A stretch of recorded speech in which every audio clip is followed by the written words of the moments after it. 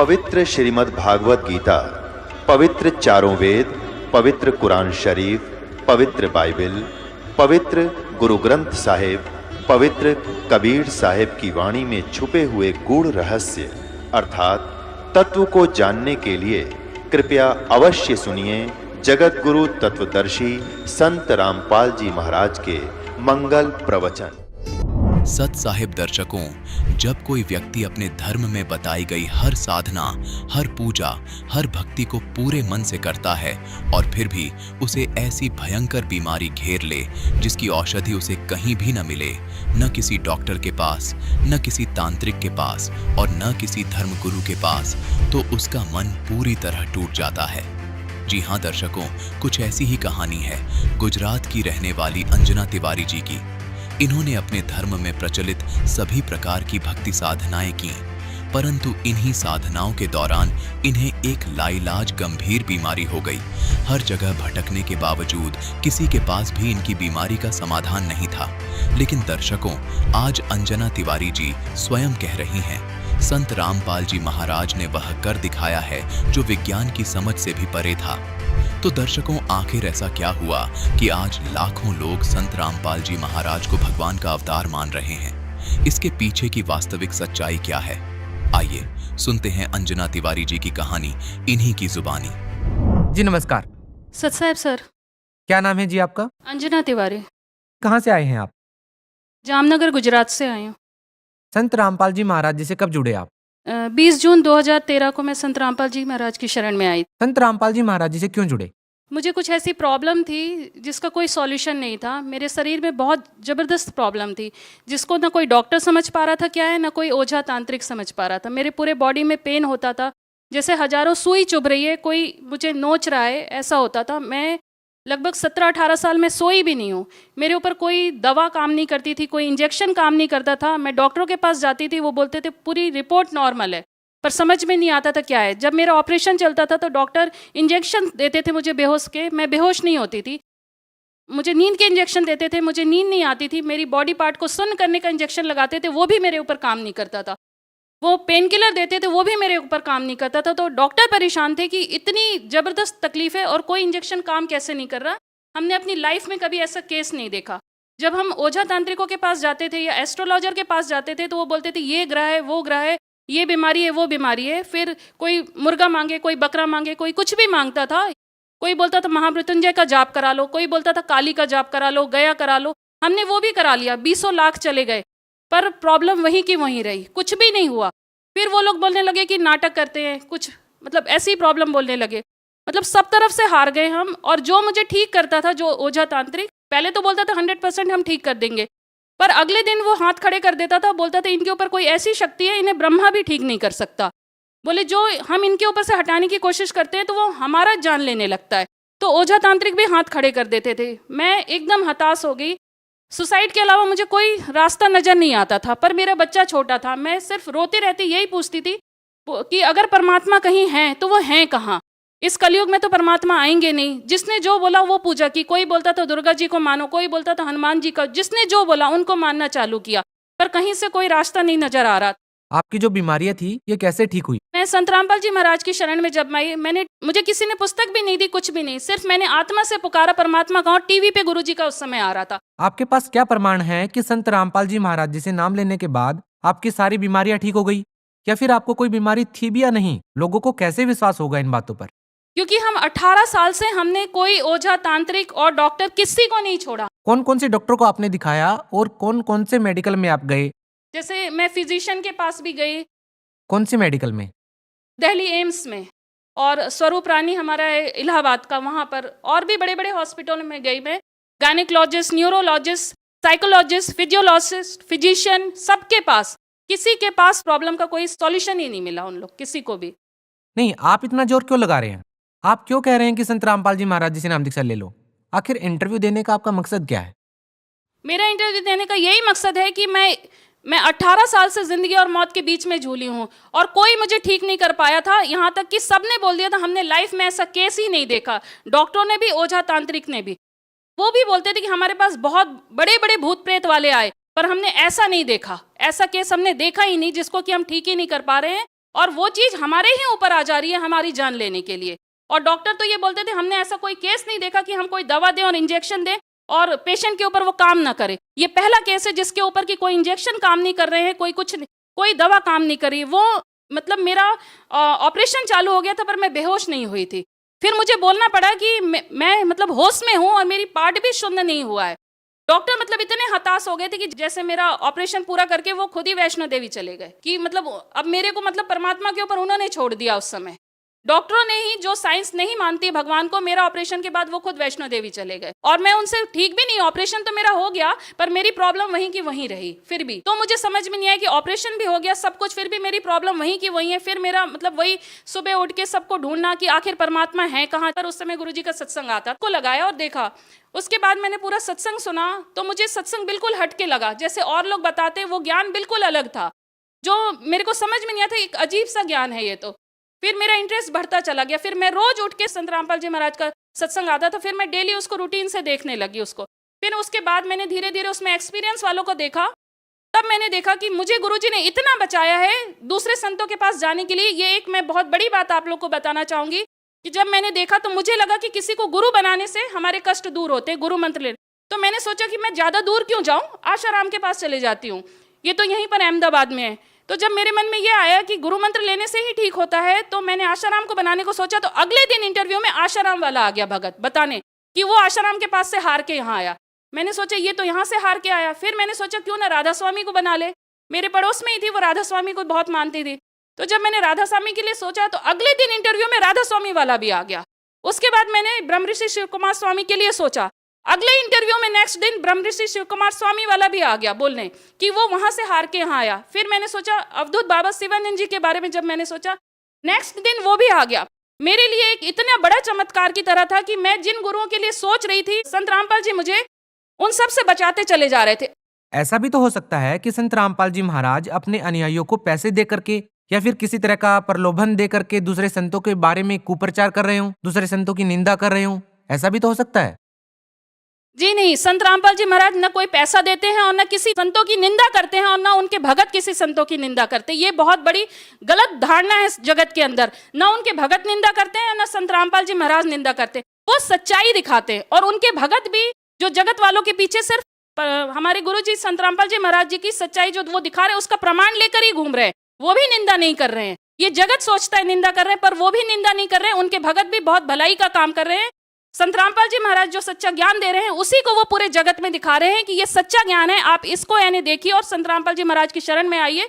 आप लोग यानी झूठे गुरुओं के चक्कर में पड़े हुए। बहन जी ये तो रही लाभ की बात। संत रामपाल जी महाराज जी से नाम दीक्षा लेने के बाद आपको शारीरिक लाभ मिला। बात यदि आध्यात्मिक लाभ की करें और बात करें एक सच्चा सतगुरु कौन होता है, तो क्या आप हमें ये बता सकते हैं कि आपने संत रामपाल जी महाराज जी को ही क्यों चुना? आप दूसरे संतों से संत रामपाल जी महाराज को किस प्रकार अलग पाते हैं?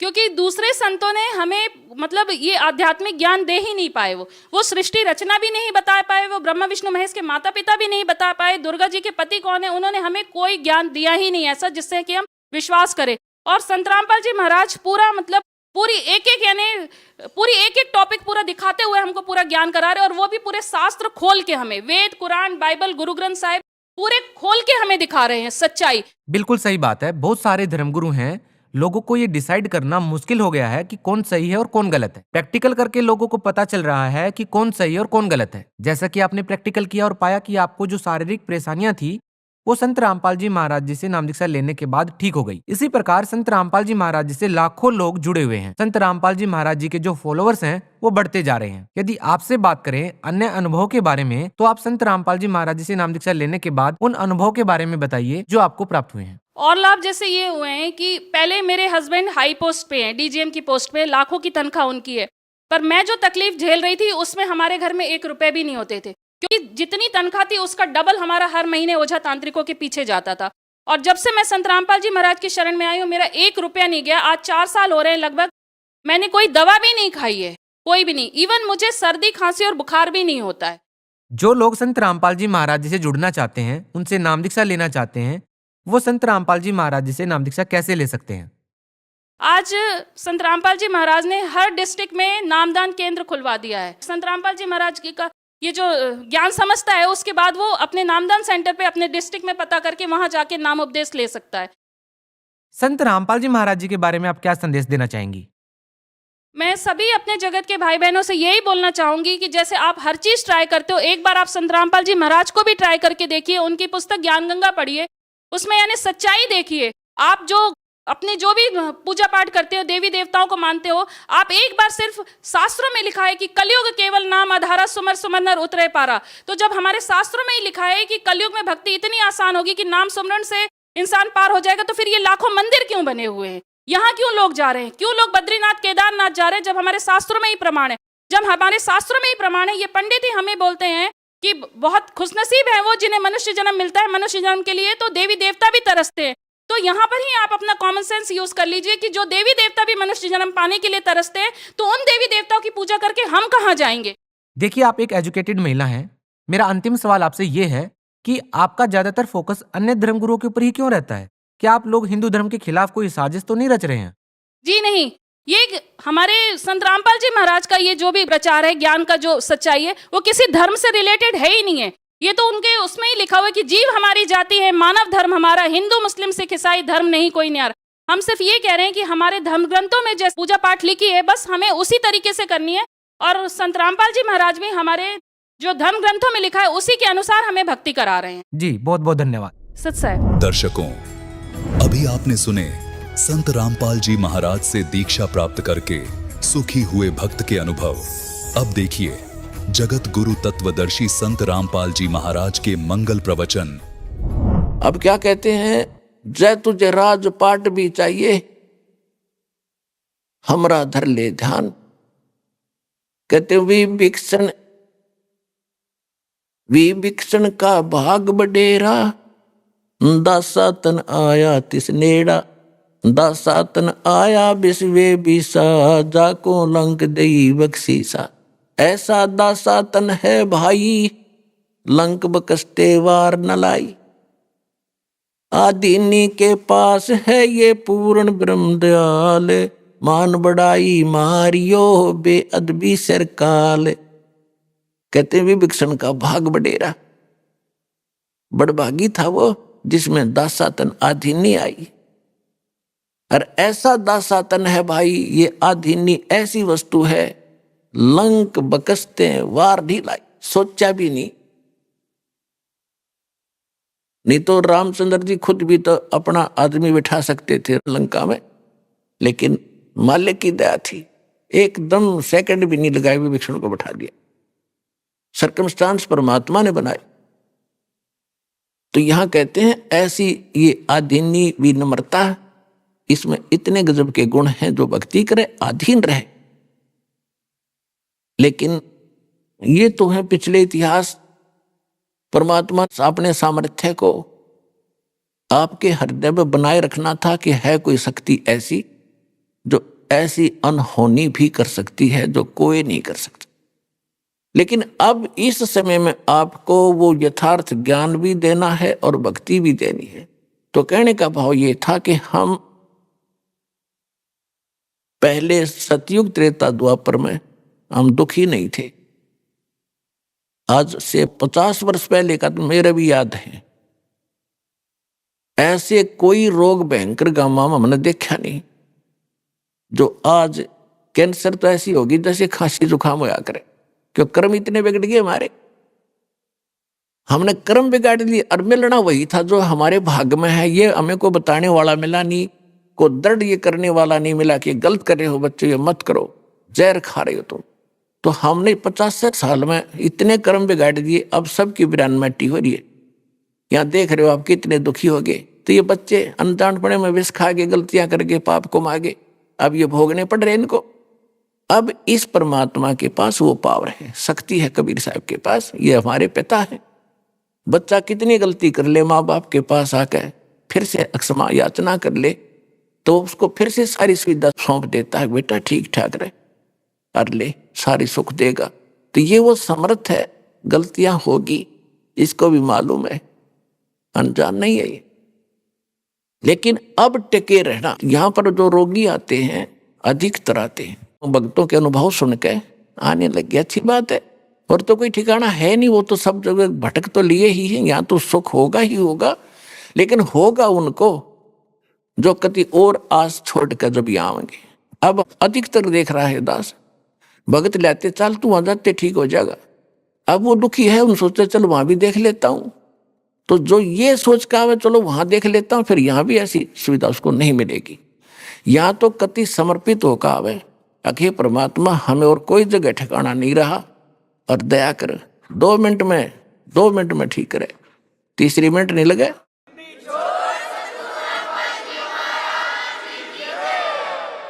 आधे से अधिक लोग ये आते हैं, देख लेते हैं ठीक हो गए तो ठीक है ना, अपनी वो पूजा है तो हम करते ही रहेंगे। फिर ऐसा बालक ना है यो भगवान, ये तो सब के सब सर्वज्ञ है, आपके अंतःकरण की भी जानता है।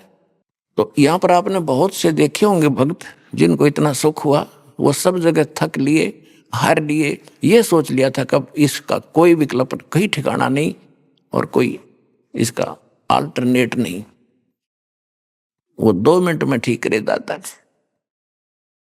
तो दास आपको बार बार ये समझाना चाहता है कि इस जाल को समझो और इस कबीर भगवान दयाल को समझो।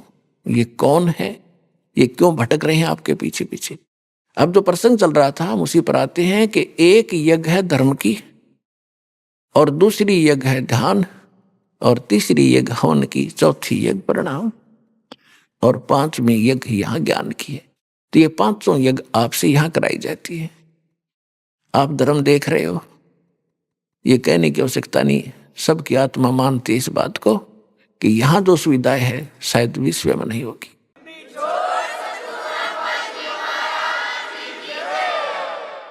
ये किस कारण से है, ये भी आपने सोचना पड़ेगा। यहाँ आपके पिता का घर है, यू पूरे विश्व के प्राणियों का पिता कबीर साहब है, और उस कबीर परमात्मा का घर है। वो अपने बच्चों को इतना सुख देता ही देता है। और सतलोक में चले जाओगे तो बिराने घर में, दूसरे के लोक में इतनी सुविधा कर रखी दाता ने। जब अपने घर जाओगे अपने लोक में, वहां जाने के बाद देखना आपको कितना सुख होगा। आप गलत लोक में फंस गए। अनसा देश सुदेश का यू पड़ा कुदेशा आए, जाका चारा मोतियां वो घोग्यों क्यों पति आए। ये परमात्मा सुनाया करते थे आके कि तू उस सुदेश से आया है, अच्छे लोग का आया हुआ, या कुदेश में गिर गया, ये बुरा लोग है, या सपने में सुख नहीं।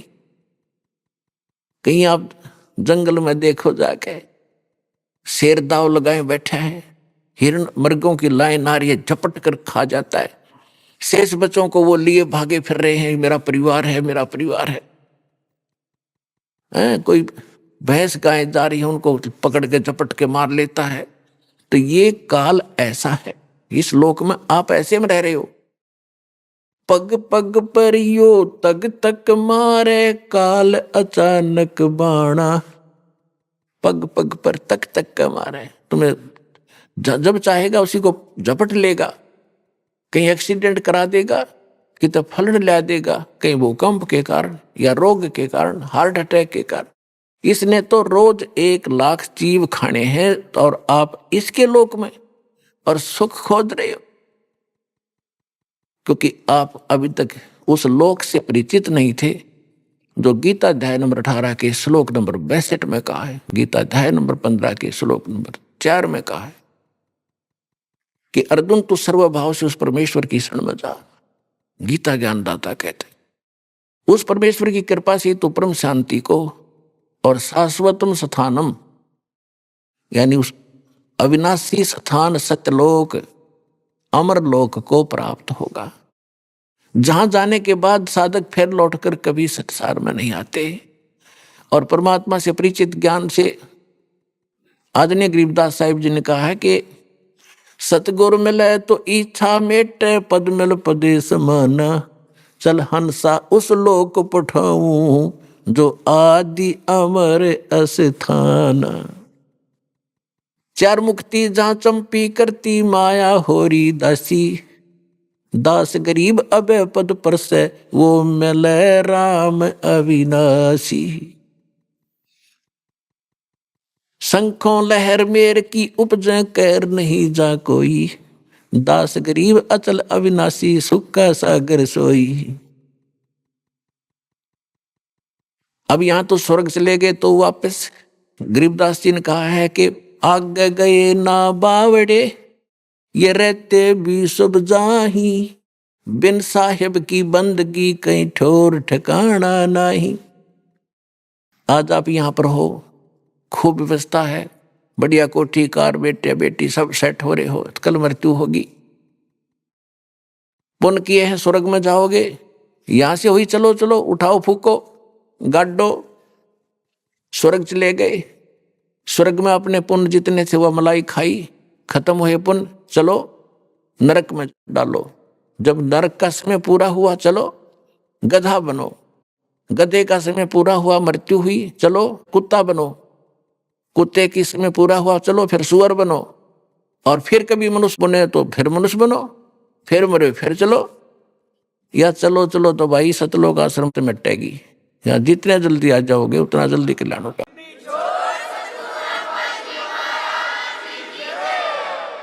ये वो परमात्मा है, अमर करूं सतलोक पठाऊं, ताते बंदी छोड़ कहाऊं। बंदी छोड़ हमारा नामम, अजर अमर है अस्थिर ठामम। अनंत कोट ब्रह्मांड में वो बंदी छोड़ कहा है, सो तो सतगुरु कबीर हैं जन्नी जने न माए। तो क्या बताते हैं कि आगे गए ना बावड़े, जो पहले चले गए उन्होंने ताक बताया नहीं, मारी गल के बीती।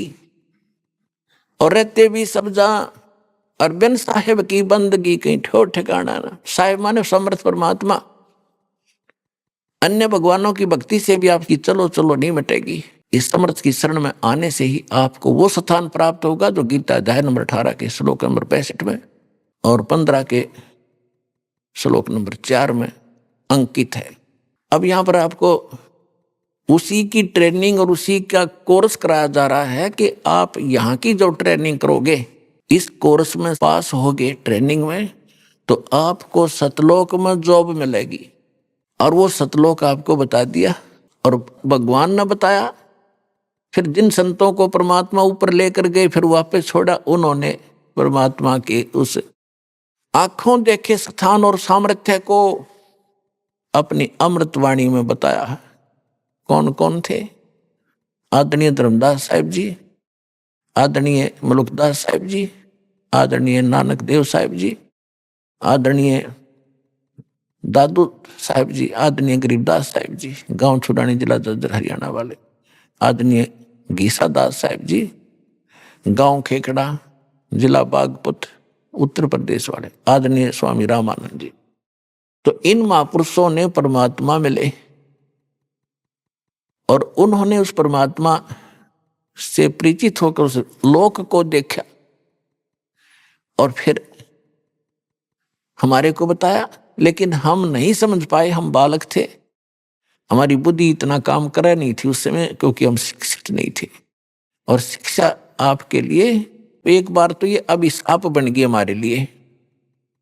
ये दास देख रहा है, क्योंकि दास को मालिक ने ऐसे समय में जन्म दिया कि हमने पिछला जमाना भी देखा जिसमें कितनी शांति होती थी, गांव में कितनी शांति थी, कितने प्यार से रहते थे, एक दूसरे की इज्जत कैसी होती थी। अब बच्चा माँ बाप के सामने कोई उल्टा बोलता नहीं देखा। बालक दूसरी बात है, बड़े होने के बाद इतनी लज्जा करा करते एक दूसरे बड़े छोटे की। रिश्तेदारों में कितना प्रेम था। अब ब्याह पाछा हो है, तलाक पहले होले है, वह पीछे होता बच्चों का मुकदमा पहले दर्ज हो जाता है तलाक का या दहेज का, कि जीवन है कोई। हम बगैर ज्ञान के गलतियां कर रहे हैं। सब एक परमात्मा के बच्चे हैं, हिंदू मुस्लिम सिख ईसाई कोई भी हो, ये जितने जीव हैं सभी परमात्मा के बच्चे हैं। हम किसी को सताते हैं, दुखी करते हैं तो भगवान दुखी होता है। चाहे आप किसी को करते हो, चाहे चींटी हाथी को बेमतलब, वैसे आपको कोई हानि पहुंचाने की चेष्टा करता, जैसे हिंसक जानवर है, उनको डंडा मार दिया उसको और वो किसी कारण से मर जाता तो वो भी कोई आपको पाप नहीं। लेकिन जानबूझ कर उसने जाकर मारे, सांप ने या किसी अन्य भेड़ को बैठी हो, बिच्छू को जानबूझ नहीं मारे, आपको काटने की चेष्टा कर रहा है तो उसको बचाओ में बेशक मार दो उसको, उसका दोष नहीं है वो, क्योंकि काल ने बना ऐसे दिए हमारे का आपस में लड़ा दिए। लेकिन बेमतलब किसी को सतावा नहीं, इससे आपको कितना दुखी कर ले कोई, जब तक पार बसा उसको तंग नहीं करे। प्रतिशोध की भावना खत्म करो, तब हम आगे बढ़ेंगे, आप सफल होगे।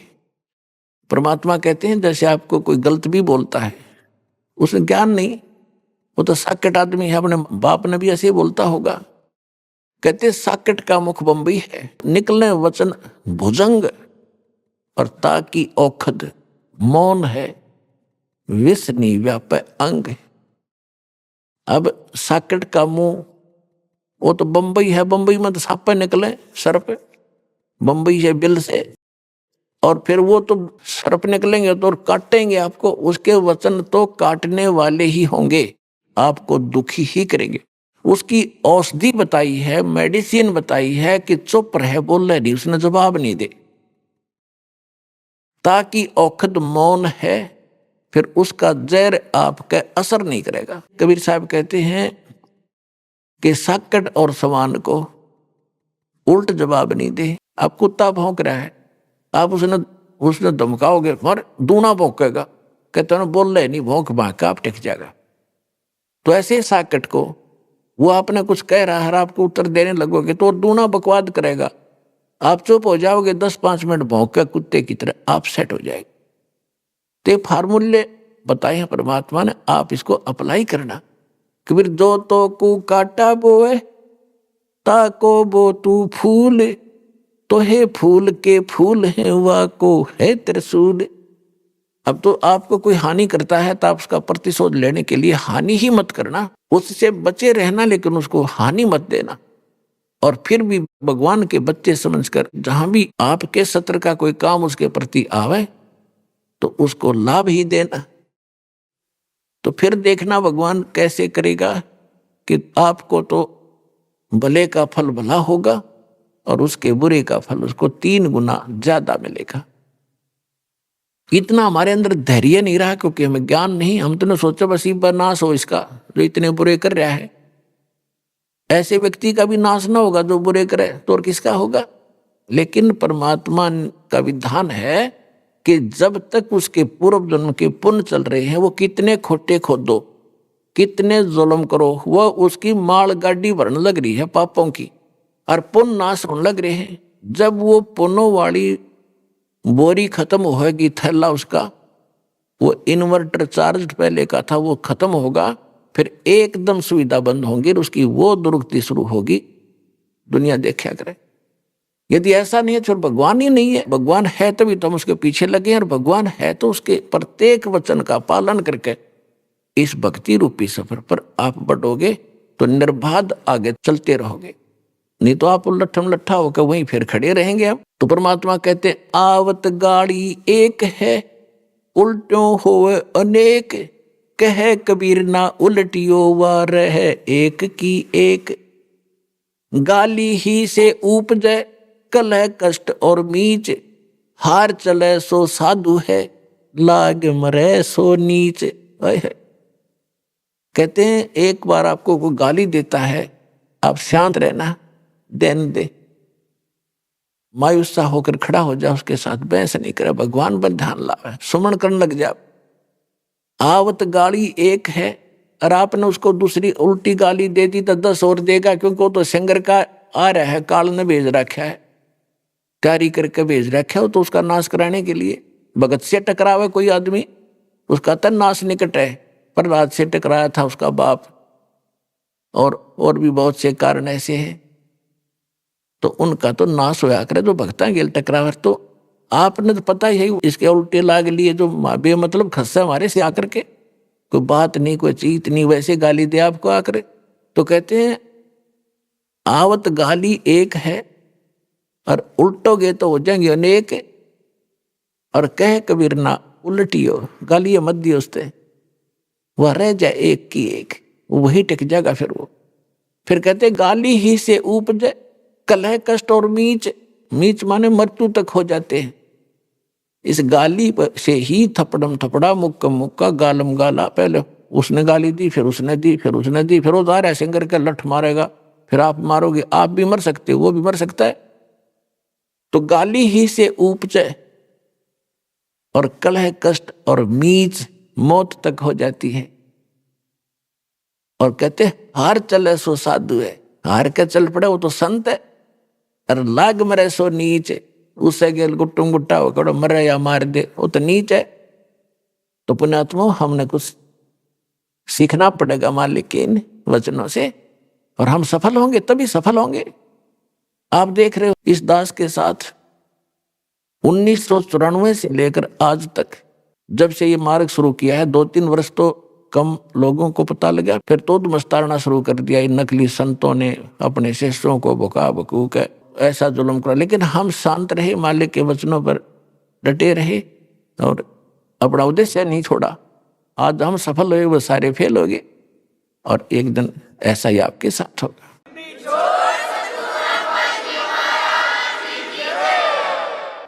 तो इस प्रकार हमने परमात्मा के इस मार्ग पर चलने के लिए कुछ परमात्मा के दिए हुए फार्मूले लाने पड़ेंगे, तभी हमारी प्रॉब्लम सोल्व होगी, अन्यथा हम फेल हो जाएंगे। अपने आत्मा एक यज्ञ है धर्म की।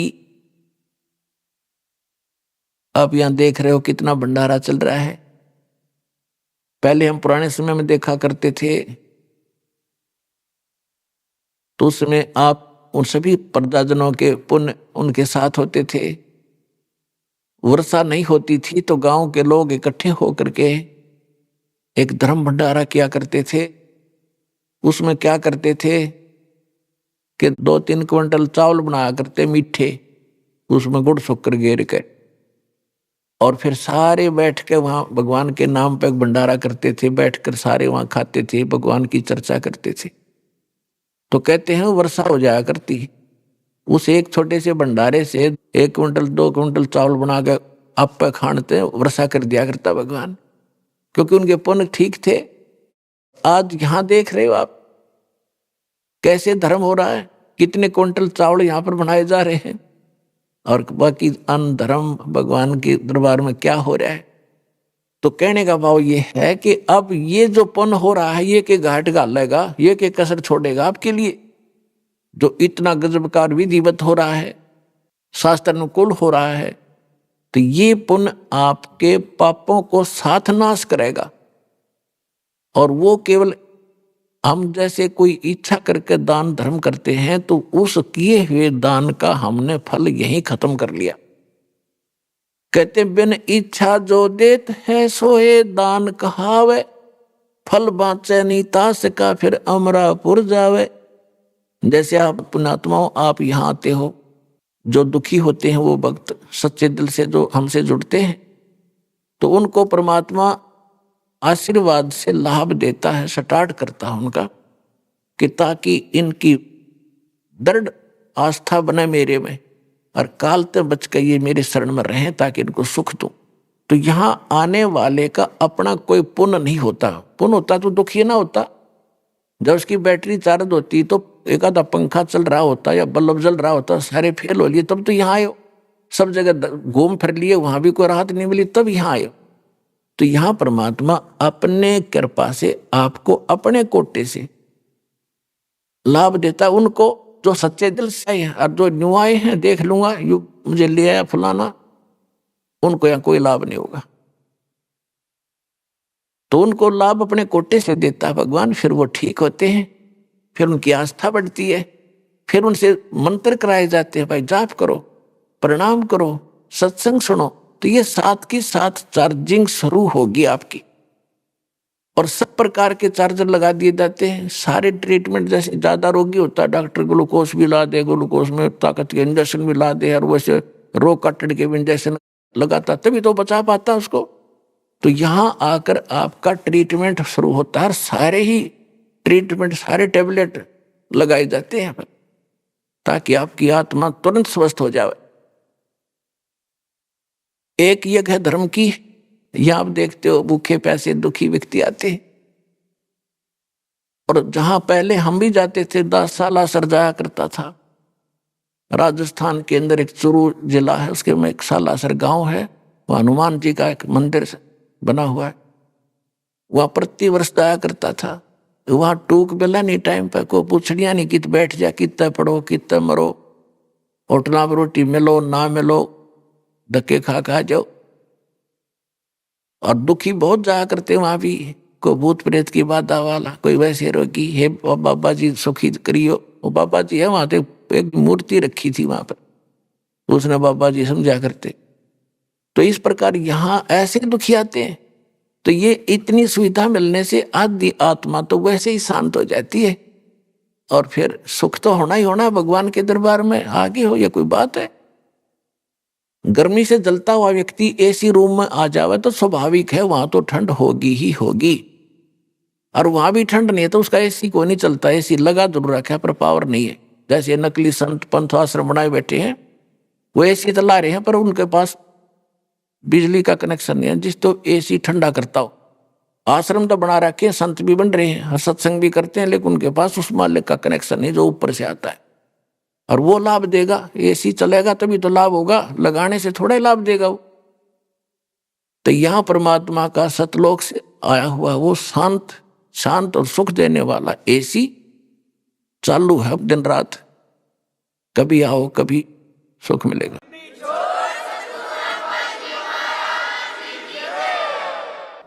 एक यज्ञ है धर्म की और दूसरी यज्ञ है ध्यान। जब आपको यहां बुलाया जाता है, देखो पुण्यात्मा बच्चा स्कूल जाता है और अध्यापक यदि वो 1 दिन 2 दिन लगातार नहीं आता है तो अध्यापक उनके माता पिता को संदेश भेजता है, या तो अपने बच्चे को भेज देना, ये फेल हो जाएगा, मेरी जिम्मेवारी नहीं है। और हम एक रोजी रोटी के लिए अपने बच्चों को 18-20 वर्ष तक फ्री छोड़ देते हैं बेटा, और धन भी लगाते हैं। तब वो केवल एक रोजी रोटी ही तक का जुगाड़ कर पावा तो कर पावा, ना भी हो। या सभी जो शिक्षा ग्रहण कर रहे हैं सारे नौकर नहीं लग सकते, और सभी एक जैसा उद्देश्य लेकर पढ़ रहे हैं, और उनको मिलना उनकी किस्मत ही मिलनी है। और परमात्मा के लिए हम जितना भी समय और धन व्यय करेंगे आपका व्यर्थ नहीं जाएगा। कबीर कमाई आपनी कदे न निष्फल जाए, 7 समुद्र आडे पड़ो वो मिले अगाऊ आए। धर्म तो धसके नहीं है, धसके तीनों लोक, खैरायत में खैर है कीजे आत्मपोख। धर्म का नाश नहीं होगा चाहे तीनों लोकों का नाश हो जाएगा। परमात्मा से प्रश्न करते हैं कि एकम एका होएगा ये विनसेंगे कैलासे, धरती अंबर जावेंगे तब कहाँ रहेंगे तेरे दास। एकम एका होन दे और विनसन दे कैलासे, जो सतनाम आश्रित है वो मुझ में रहे मेरे दास। जो मेरी भक्ति करते हैं, मेरे पर आश्रित हो गए हैं, वो मेरे पास रहेंगे। उनको ऐसे रखूंगा जैसे प्रहलाद को अग्नि में बचाया। अग्नि का क्या गुण है? फूकना, जला देना। प्रहलाद नहीं जला, तो ऐसे मेरे भक्तों को रखूंगा। ये तो नाश तो होएगा लेकिन मेरे भक्तों का नाश नहीं हो सकता। हमारा भक्त पिछोड़ी होई तुम्हारा नाम ना लेवे कोई, फिर भगवान का नाम और निशान खत्म हो जाएगा।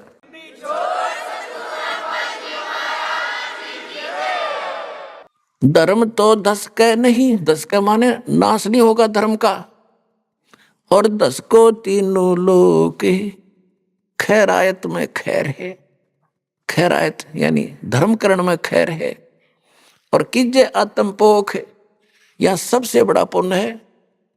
भक्त आते हैं भगवान के लिए, यहाँ केवल खाने के लिए नहीं आते।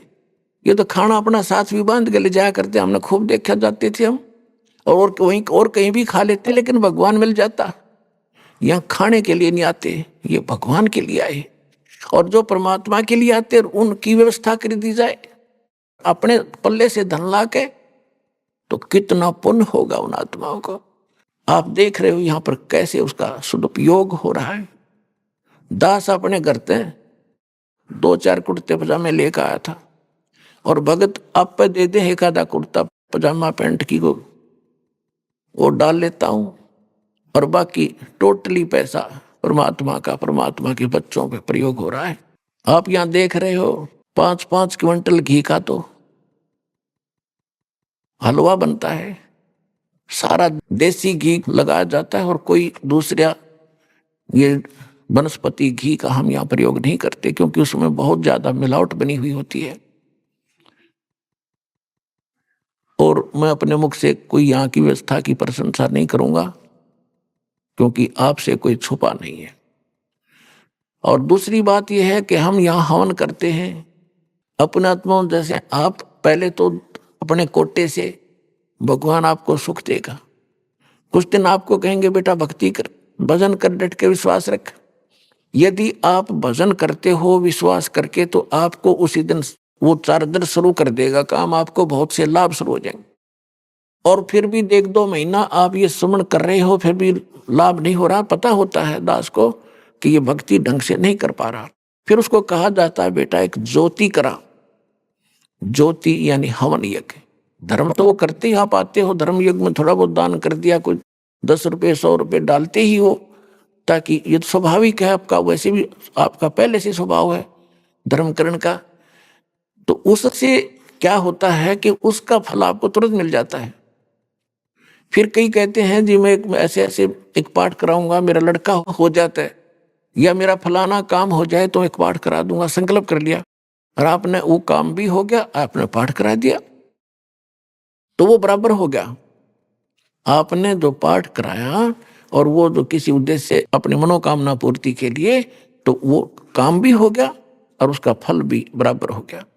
बिन इच्छा जो देत है सोए दान कहावे, फल बाँचे नहीं तास का फिर अमरापुर जावे। बगैर किसी मनोकामना पूर्ति के जो आप पाठ, ज्योति या वैसे सेवा दान करते हो, कहते वो दान कहता है। उसमें दोनों फल मिलते हैं, आपकी मनोकामना पूर्ण भी होगी और आपके उसमें भक्ति के अंकों में भी इसकी कुछ ग्रेस मार्क साथ लगता। जैसे बच्चे का प्रैक्टिकल के 10 नंबर और मिला करें, तो ये प्रैक्टिकल वाले नंबर आपके इसमें और मिल लेंगे साथ में, और वो काम तो होगा ही होगा। बिन इच्छा जो देता है सो दान कहावे, फल चावे नहीं तास का फिर अमरापुर ले जावे। इस तरह हम सतलोक जाएंगे। फिर तीसरी यज्ञ है धर्म हवन की, चौथी यज्ञ प्रणाम। आप यहाँ प्रणाम करते हो, प्रणाम का अर्थ यूं नहीं है कि देखा देखी कर लिया फिर उठ लिए और फिर मन में वो बकवाद नहीं। इस मन को और इस परमात्मा के ज्ञान से इसको नम्र करना है, इसका अहंकार तोड़ना है, इससे अभिमान टूटता है। दास को पता है एक छोटी सी पोस्ट थी जेई की और पता नहीं क्या समझा करता अपने आप ने। और जो पहली बार गुरुजी के दरबार में गया, दूसरे प्रणाम करे थे, मैंने देखूं था कोई दिक्कत नहीं है, कुछ जान पहचान वाला, और फिर प्रणाम करी, इतना अभिमान था, बेइज्जती होगी। और आज फिर जब ज्ञान हुआ, क्योंकि जब तक हम खाली हो लिए थे, भक्ति थी नहीं, और भक्तिहीन प्राणी इतनी अकड़ किया करता, भक्ति युक्त प्राणी कभी अकड़ नहीं करता, उसमें स्वाभाविक ऐसा गुण होता है। और फिर ऐसा भाव बना, प्रणाम ना करे इतना दिल नहीं डटे, चाहे रेत में लौटना पड़े, चाहे गारा में गुरुजी दिखे, और समर्पित और न जल करा, क्योंकि हमारी भक्ति बढ़ गई। जैसे आप देखते हो सरसों बोते हैं,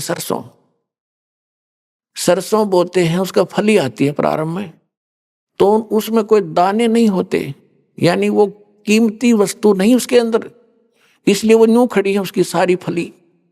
और जो जो वो दाने बढ़ते जाएंगे, परिपक्व होते जाएंगे, इतने झुक जाएगी न्यू, और धरती पर टेकने न छूने को हो जाएगी, क्योंकि अब उसमें कीमती वस्तु विद्यमान है, उसमें वो धन आ गया।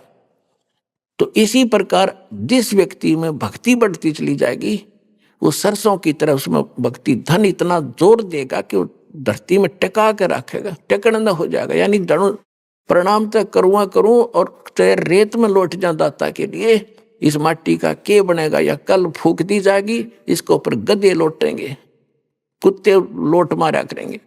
क्या खा के इस मिट्टी का अभिमान करते हो हम? ये मन इतना बेहुदा हो गया। अब इस ज्ञान से इसमें नम्रता आवेगी, और नम्रता होगी तो भगवान निकट रहेगा आपके।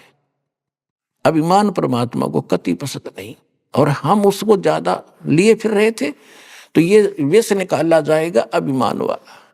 इस परिणाम से कहते जय गोपाल दंडवत करो, पैरों पड़ प्रणाम, पर दुआ करो दिल पाक से, वो असली सलाम। जय गोपाल दंडवत कर, जैसे जय गोपाल बोलिया करते पहले हुए, उनको समझा रहे हैं भगवान। और दंडवत पैरा पड़ प्रणाम, लेकिन दुआ करो दिल पाक से। जब प्रणाम करो हृदय से करो, देखा देखी करने का कोई लाभ नहीं। हृदय से करो, अपना परमात्मा का नियम मानकर करो। और प्रणाम करते हो, दंडवत किस लिए करते हैं कि माटी हो लिया दाता आपका दास, अब कोई ब्योत नहीं रहा मेरा नाड़ उठान का। और बाहर जाते फिरने के बढ़ रहा, तू आ जा खाक प्रणाम करके गया, फिर तू है मूर्ख कहीं का। अभी आपने सुने संत रामपाल जी महाराज के मंगल प्रवचन। आइए अब सुनते हैं संत रामपाल जी महाराज से नाम दीक्षा लेकर सतभक्ति करके अद्भुत लाभ प्राप्त करने वाले अनुयायी के विचार। दर्शकों, क्या होगा यदि कोई व्यक्ति सभी प्रकार की परंपरागत भक्ति साधना के हर तरीके को अपना ले, अपने जीवन में सुख और शांति लाने के लिए हर संभव प्रयास कर ले, लेकिन फिर भी उसे न तो शांति मिले और न ही सच्चे सुख की अनुभूति हो, तो फिर वह निराश होकर तनाव और नशे जैसी बुरी आदतों का शिकार हो जाता है। दर्शकों, ऐसी ही कहानी थी झारखंड के रहने वाले फूलचंद करमाली जी की। फूलचंद जी पहले हिंदू धर्म में प्रचलित सभी भक्ति साधनाओं का पालन किया करते थे, लेकिन इसके बावजूद भी इन्हें न तो शारीरिक सुख मिल पा रहा था और न ही मानसिक शांति। लेकिन दर्शकों, आज फूलचंद जी का कहना है कि जब से मैंने संत रामपाल जी महाराज से नाम दीक्षा ली है, तब से मेरी जिंदगी की रूपरेखा पूरी तरह से बदल गई है। दर्शकों, आखिर आज फूलचंद जी हिंदू धर्म में प्रचलित सभी साधनाओं को शास्त्रों के विरुद्ध क्यों बता रहे हैं? आखिर फूलचंद जी को संत रामपाल जी महाराज ने ऐसी कौन सी जड़ी दे दी जिससे इनके नशे की आदत तक छूट गई? आखिर इसके पीछे की सच्चाई क्या है? आइए सुनते हैं फूलचंद करमाली जी की कहानी, उन्हीं की जुबानी। नमस्कार जी। नमस्कार। क्या नाम है जी आपका? फूलचंद करमाली। फूलचंद जी, आप कहाँ से हैं? ग्राम नवाडी, पोस्ट टांगटोना, थाना कसमार, जिला बोकारो, राज्य झारखंड से हैं। संत रामपाल जी महाराज से नाम दीक्षा आपने कब ली? 15 अप्रैल 2020। क्या क्या भक्ति साधनाएं करी आपने अभी तक? नाम लेने से पहले सभी देवी देवता का भक्ति करते थे, पूजा पाठ करते थे। तो फिर संत रामपाल जी महाराज जी की शरण में आने का क्या कारण बना?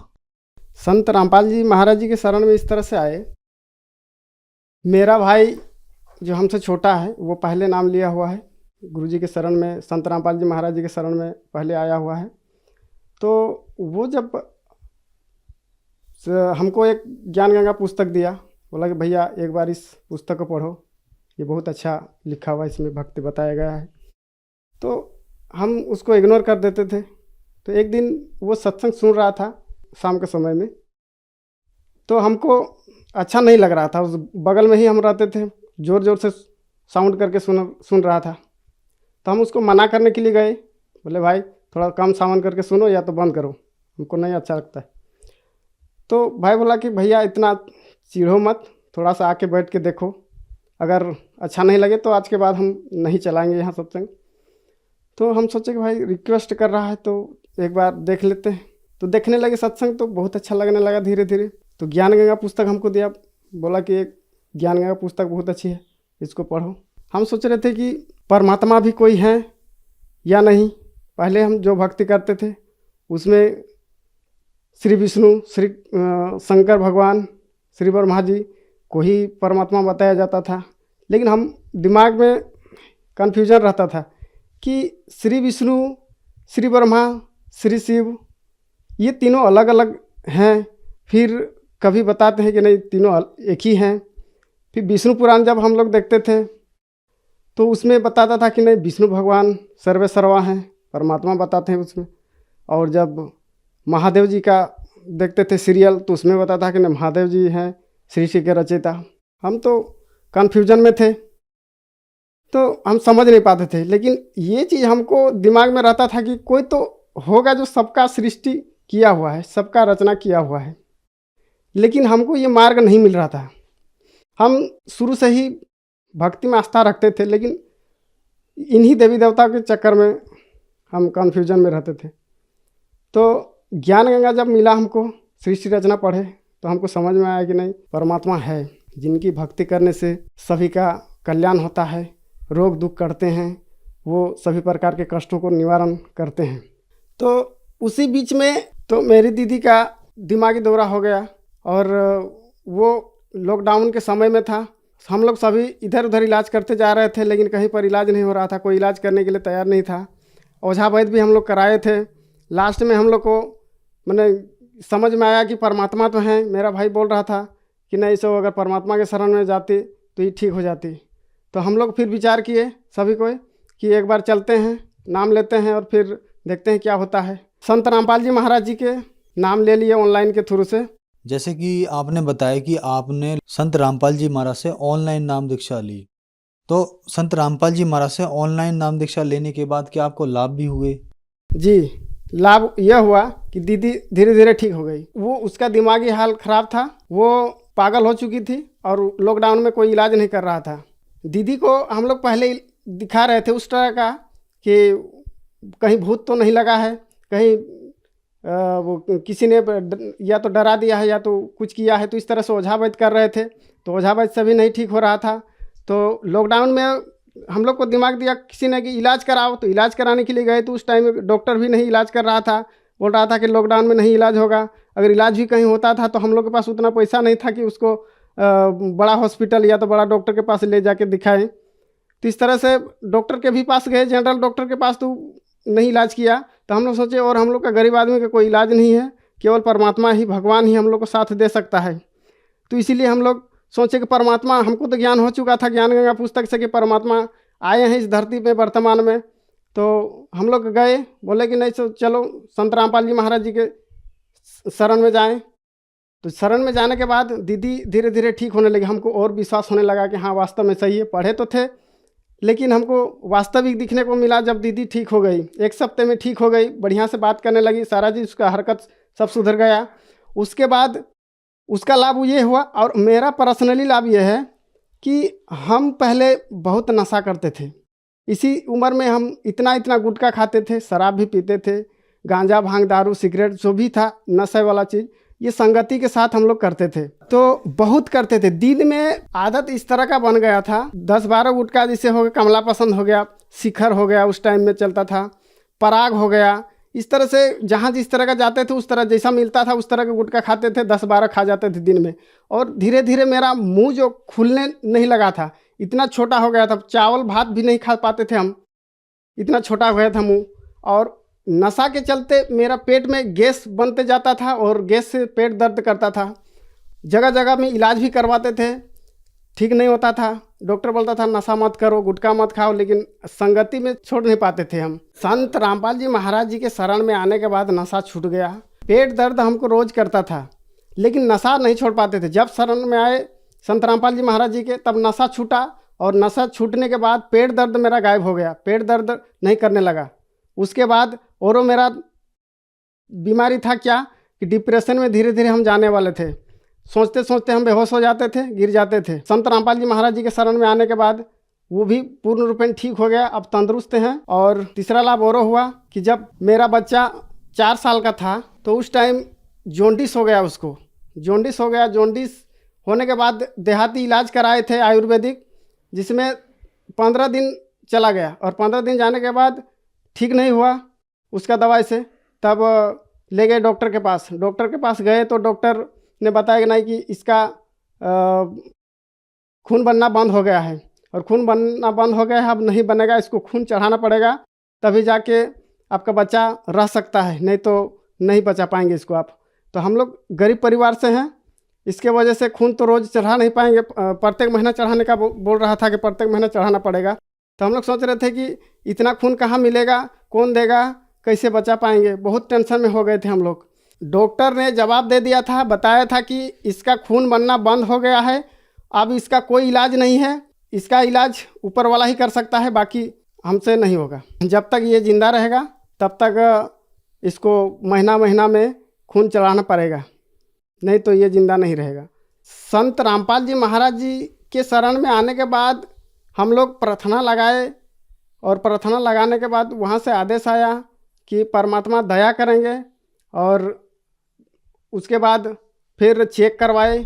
चेक कराने के बाद पॉजिटिव रीजन आया कि इसका खून बनना चालू हो गया है, और आज अभी एक बोतल भी पानी नहीं चढ़ाई या तो खून नहीं चढ़ाई उसके पास, और अभी बच्चा तंदुरुस्त है, स्वस्थ है। देखिए, ये सिकलिन का बीमारी था बच्चा का, जो पॉजिटिव बताया था, जिसमें खून बनना बंद हो गया था, और खून महीना महीना चढ़ाने को बोला था डॉक्टर, जब तक जिंदा रहेगा। इसका कोई इलाज नहीं है। बच्चा का नाम है उदय कुमार, 4 साल उम्र है इसका। फिर जब संत रामपाल जी महाराज जी के शरण में आए, प्रार्थना लगाए मालिक के शरण में, तो प्रार्थना लगाने के बाद इसका रिपोर्ट फिर से चेक करवाए तो इसका खून बनना चालू हो गया था।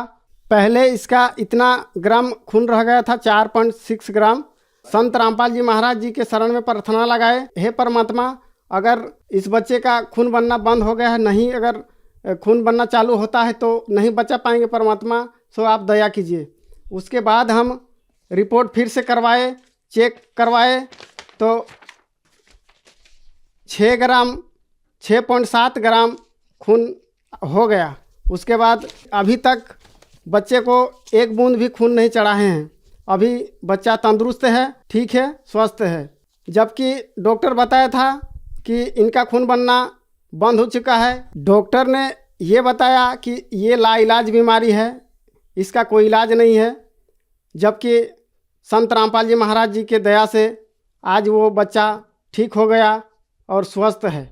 बच्चे की उम्र मात्र 4 साल थी और जॉन्डिस की भी बीमारी थी। आज संत रामपाल जी महाराज जी के कृपा से वो जॉन्डिस भी ठीक हो गया और बच्चा ठीक है। सर, संत रामपाल जी महाराज से नाम दीक्षा लेने के बाद आपको बहुत लाभ मिले। जैसे कि आपने बताया कि डॉक्टर्स ने ये कह दिया था कि इस बीमारी का इलाज नहीं है और आपका बच्चा जितना भी जिएगा उसको ब्लड चढ़ाना पड़ेगा हर महीने। बच्चे की उम्र मात्र 4 साल थी। संत रामपाल जी महाराज ने आपके बच्चे को जीवन दान दिया और भी बहुत सारे लाभ संत रामपाल जी महाराज देते हैं। ऐसे लाखों बीमारियाँ संत रामपाल जी महाराज ने ठीक कर दी है। तो जो दर्शक आज आपको टीवी पर देख रहे हैं और वो भी बीमारियों से ग्रस्त हैं या किसी न किसी चीज़ से परेशान हैं, उनके लिए आप क्या कहना चाहेंगे? उनके लिए हम तो प्रार्थना करना चाहते हैं हाथ जोड़ के कि संत रामपाल जी महाराज कोई आम इंसान नहीं है, वो पूर्ण संत हैं। अगर परीक्षण करना हो तो धर्म ग्रंथों को देखिए, धर्म शास्त्रों को देखिए, उसमें भी संत का पहचान बताया गया है। और आप पहचान करके संत रामपाल जी महाराज जी के शरण में आइए ताकि आपका भी दुख दूर हो और आपका भी जीवन सुखीमय हो। संत रामपाल जी महाराज से नाम दीक्षा कैसे ली जा सकती है? आजकल सभी सोशल मीडिया, टीवी चैनल में सत्संग आता है, जिसमें सत्संग के पीरियड में पीली पट्टी नीचे चलती है जिसमें नंबर लिखा होता है। उस नंबर में फ़ोन करने पर अपने नज़दीकी जिला नामदान सेंटर का नंबर दिया जाता है। उस नंबर में कॉल करके आप नामदान ले सकते हैं और अपना जीवन कल्याण कर सकते हैं। धन्यवाद सर। नमस्कार।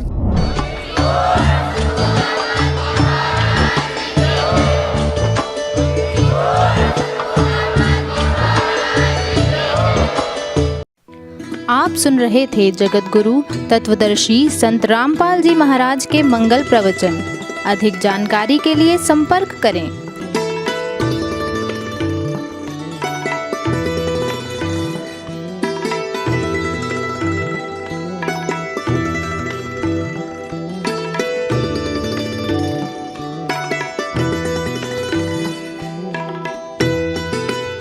जगत गुरु तत्वदर्शी संत रामपाल जी महाराज जी के पावन सानिध्य में भक्ति की अलख जगाने तथा श्रद्धालुओं को सत्य भक्ति मार्ग का रास्ता दिखाने हेतु कनाडा के लोकप्रिय channel the TV NRI channel पर जगत गुरु तत्वदर्शी संत रामपाल जी महाराज जी के मंगल प्रवचनों का प्रसारण प्रतिदिन सुबह 7:30 बजे से 8:30 बजे तक तथा रात्रि 7:30 बजे से 8:30 बजे तक किया जा रहा है। इस सत्य भक्ति मार्ग को अपनाने के लिए अधिक से अधिक सत्संग प्रसारण देखें। इस सत्संग प्रवचन का सीधा प्रसारण संत रामपाल जी महाराज लाइव सत्संग YouTube चैनल और जगत गुरु संत रामपाल जी महाराज Facebook पेज पर भी देख सकते हैं।